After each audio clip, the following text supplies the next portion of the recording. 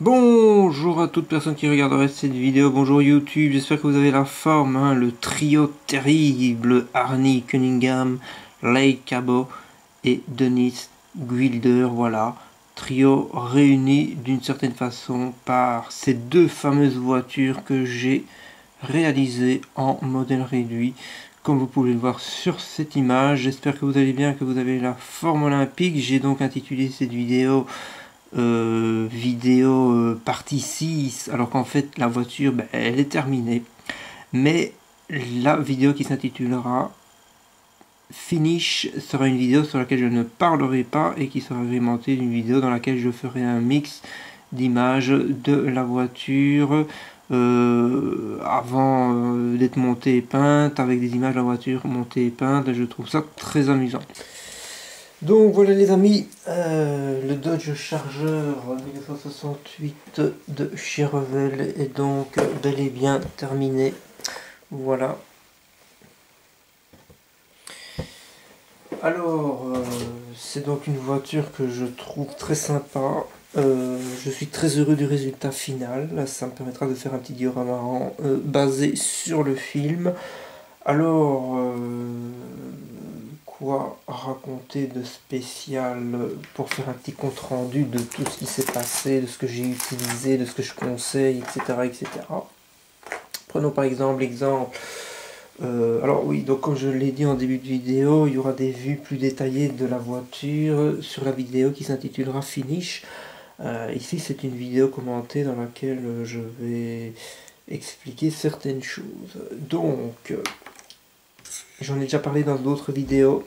Voilà, donc c'est une vidéo compte rendu en fait finale sur laquelle je vais vous dire ce que j'ai utilisé ou pas et ce qui me semble excellent ou pas excellent, mais tout ce que j'ai chopé, ça s'est très bien passé.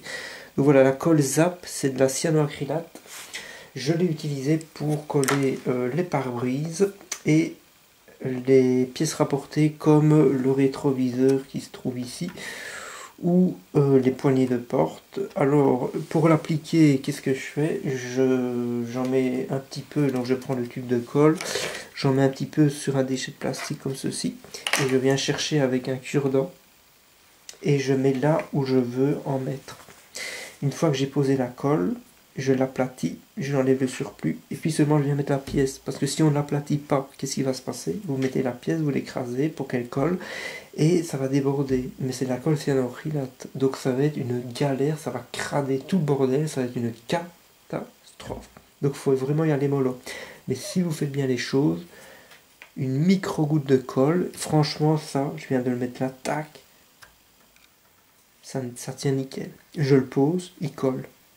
Sans avoir gratté ni la colle, qu'est-ce que je raconte? Sans avoir gratté ni la couleur, ni le vernis. Par le passé, comme un gros fou que j'étais, je grattais un petit peu avec ça. Je me démerdais avec une colle un peu plus fluide de ce genre-là. Faller, marque de bâtiment pour train électrique. Mais c'est une très très bonne colle. Je l'ai utilisée pratiquement pour toute la maquette. Hein. Pour mes maquettes, j'utilise toujours cette colle-là, mais dans certaines situations, j'utilise la cyanoacrylate dans certaines situations, donc comme je viens de vous le dire ici, là pour les parties transparentes et pour ce genre de pièces rapportées. Parce que ça tient du tonnerre, quoi. Alors ce que j'ai remarqué, c'est que, parce que bon, quand on utilise une colle comme celle-ci, pour coller des pare-brises, il faut en mettre très peu, sinon ça va baver, ça va être une catastrophe. Et j'ai eu la blague sur la Chevrolet Nova SS, visible sur cette chaîne, que quand j'ai voulu mettre la carrosserie sur la baignoire, le pare-brise s'était décollé. Donc c'était très très chaud, il avait fallu que j'en remette. Donc ici j'ai décidé de mettre la cyanoacrylate et de laisser sécher. Vous pouvez laisser sécher un jour et ça tiendra comme du béton. Moi j'ai laissé sécher carrément 2 jours les pièces transparentes.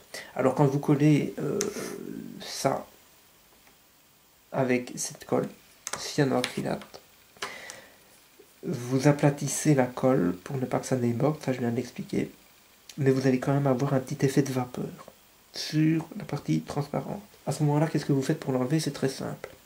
Vous prenez du sopalin, ce qu'il y a de plus banal.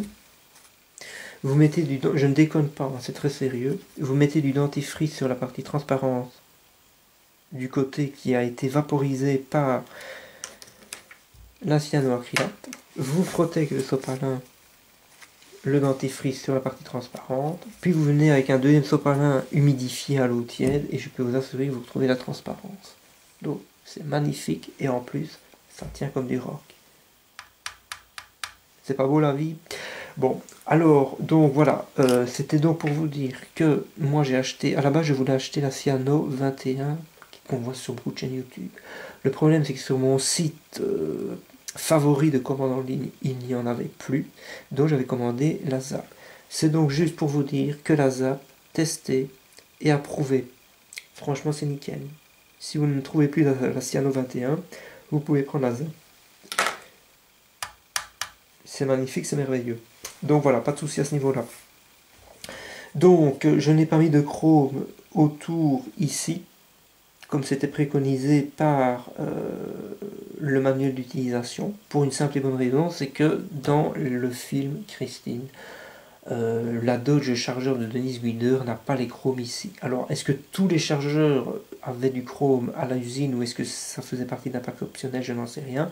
Mais je rappelle quand même qu'on est sur une chargeur 68, que le film a été tourné en 83 et qu'il est possible que le chargeur utilisé pour le film ait été un chargeur qui a été restauré et repeint et ça arrivait qu'on ne remette pas les chromes. Bon, les puristes les remettent, mais à cette époque-là, ça arrivait que certains se disent bon, je ne remets pas les chromes. Quand on voit le Dodge Charger 68 présenté comme étant celui de Dennis Guider, vendu, tout fait, dans des petites échelles, là, comme une échelle du genre voiture Hot Wheels, eh bien ils mettent le chrome autour. C'est une erreur, puisque dans le film, il n'y en a pas. Donc moi, je ne l'ai pas mis. J'aurais pu. C'est vrai que ça aurait été très beau, mais je préfère ne pas le mettre pour que ça fasse voiture de nez Guider. Donc là, on est sur des roues qui sont très très belles, je trouve. J'ai passé beaucoup de temps à les peindre, parce qu'il faut venir mettre du noir, là. Mais seulement ce n'est quand même pas le modèle que l'on a dans le film. Alors il existe des roues faites par AMT qu'on peut venir rajouter, je ne sais pas, je verrai si je le fais ou pas, mais bon, au final le rendu est quand même pas trop mal, et puis on peut se donner quand même quelques petites libertés, puisque les industriels qui la vendent en version Dennis Wilder, de toute façon ils font eux-mêmes des erreurs. Bon, mais bon, là des roues ce n'est pas collé, je les ai pas collées, donc si je voulais changer un jour je peux, il n'y a pas de souci. Donc voilà, un très très beau modèle. Alors pour ce qui est de la calandre à l'avant, j'avais expliqué dans une vidéo que j'avais utilisé du panel line color. Le problème c'est qu'en séchant, tout est réapparu, c'est-à-dire que je n'ai pas eu le noir que j'ai là. Donc je préfère quand même le préciser parce que si quelqu'un veut faire comme moi et utilise uniquement du panel line color pour faire le noir de la calandre, la personne va se dire c'est bizarre, ça ne marche pas. C'est normal, effectivement, on n'a pas un beau rendu si on utilise ça. Finalement, ça c'est juste pour relever ou pour mettre en valeur des lignes de moulage à certains endroits. Donc qu'est-ce que j'ai fait quand j'ai vu que je n'avais pas le noir que je voulais? J'ai tout simplement utilisé du Black X1 de chez Tamiya que j'ai dilué avec une toute petite gouttelette de X20A. J'ai touillé avec le pinceau et je suis venu délicatement appliquer la peinture. Comme ça on a un superbe noir au niveau de la calandre et ça donne du cachet à la voiture, c'est vraiment très sympa. Donc voilà comme ça, petit correctif. Donc sur cette voiture, au niveau de ce que j'ai utilisé, j'ai donc utilisé pour certaines parties la colle Tamiya que tout le monde connaît, mais à 90% du temps j'ai utilisé cette colle et pour ce qui est de la colle cyanoacrylate, je viens de vous en parler. Donc c'est très sympa, vous verrez des vues plus précises comme je vous l'ai dit dans une vidéo future, mais regardez l'arrière, l'arrière n'est pas évident à faire, mais franchement il est très très très sympa. Alors nous avons évidemment le moteur que vous verrez dans la vidéo, considéré comme la vidéo intitulée Finish, hein, mais le moteur est très très bien détaillé et ça fait vraiment plaisir. Très très beau moteur, qui est un moteur in the box. Je n'ai rien rajouté, mais franchement ça fait le taf, donc ça fait plaisir. Les essuie-glaces, il a fallu venir les coller, et là encore, petite gouttelette de cyano, et ça colle. Franchement, vous posez le bazar, c'est collé. Donc ça fait plaisir. Vous voyez, c'est merveilleux. Donc voilà. Qu'est-ce que j'avais encore à vous raconter? Oui, donc les décalques, hein, j'ai utilisé les décalques, application avec de l'assouplissant, et dans certaines situations j'ai ajouté un petit peu de colle. Autre chose que j'avais à vous raconter, c'est que c'est sur cette maquette que j'ai utilisé pour la première fois pour la dilution le Mr. Hobby Leveling Tiner 400. Eh bien, je le recommande. À partir de maintenant, je n'utiliserai plus que lui. Il vous donne un effet ultra top. Vraiment ultra top. C'est vraiment merveilleux. Et pour ce qui est du vernis, j'ai utilisé tout bêtement un vernis pas cher, mais le rendu est magnifique. Le H30 de chez Mr. Hobby. Je l'ai dilué en 50-50 avec le Mr. Color Leveling Tiner. Et le résultat est là. Il n'y a pas de souci. Alors mon vernis il brille. C'est pas un hasard s'il brille. Il y avait quelques petites poussières. Alors les petites poussières, c'est très simple. Je les ai enlevées avec un morceau que j'avais découpé de ceci. Voilà, le morceau que j'ai découpé, il est là. C'est tout simplement un papier abrasif, enfin une espèce de tissu abrasif, donc de chez Mr. Hobby. Voilà, celui qui veut la référence. Donc j'ai découpé en fait une lamelle. Il est là. Voilà, c'est du grain 4000. J'ai trempé ça, pardonnez-moi, je l'ai fait tomber, je l'ai trempé dans de l'eau et j'ai enlevé les petites poussières. Mais il faut y aller mollos. Évidemment, le vernis du coup était, comme on dit, cassé. Il n'était plus brillant. Donc qu'est-ce que j'ai fait dans ces cas-là? Ce n'est pas très compliqué. Eh bien, j'ai utilisé les fameux compounds de chez Tamiya. Alors, pas sur toutes les parties de la voiture. En fait, il y a des endroits où je n'ai pas utilisé les 3 compounds, mais sur certains endroits, j'ai utilisé donc J'ai commencé par le Corse, appliqué avec son applicateur correspondant. J'avais déjà parlé de ça dans une vidéo, c'est donc ceci. Le Tamiya Compound Applicator 3 Color 7 pour ceux qui seraient intéressés. Et vous avez les 3 couleurs dedans, comme je l'avais déjà dit dans une vidéo précédente. Ensuite, j'ai utilisé le Fine. Donc, pour ceux qui ne connaissent pas, ça se présente comme ça. On dirait un tube de dentifrice. Alors, le Fine, eh bien, je l'ai appliqué avec la couleur correspondante qui se trouve ici. Donc, à chaque fois, je coupe un petit bout. Il faut savoir que là, je ne l'ai pas encore lavé, mais si on le lave à l'eau, on peut le récupérer et le réutiliser. Donc, c'est vrai que ça a l'air d'être cher. Mais en fait, on peut laver le tissu et le réutiliser. Donc, c'est merveilleux. Et puis j'ai terminé avec le fameux finish, le compound finish avec le morceau de tissu correspondant qui se trouve là. Et j'ai obtenu un résultat extrêmement sympathique sur cette maquette et ça fait plaisir. Et pour le capot, je vais balancer un petit coup de wax. Alors, où se trouve donc la wax? Elle est là. Voilà la wax de chez Tamiya. Très sympa, c'est magnifique. Et elle est vendue avec son applicateur. Alors la wax, ce n'est pas du polish, c'est de la cire. C'est vraiment de la cire. Mais le résultat est très sympa. Alors pour faire... Oula, je fais tomber tout. Alors pour faire un petit bilan sur cette maquette, elle n'est pas parfaite, hein, de maquette en maquette, je vais m'améliorer, il y a quand même quelques défauts si on regarde à la loupe, mais bon voilà, le final est quand même très sympa.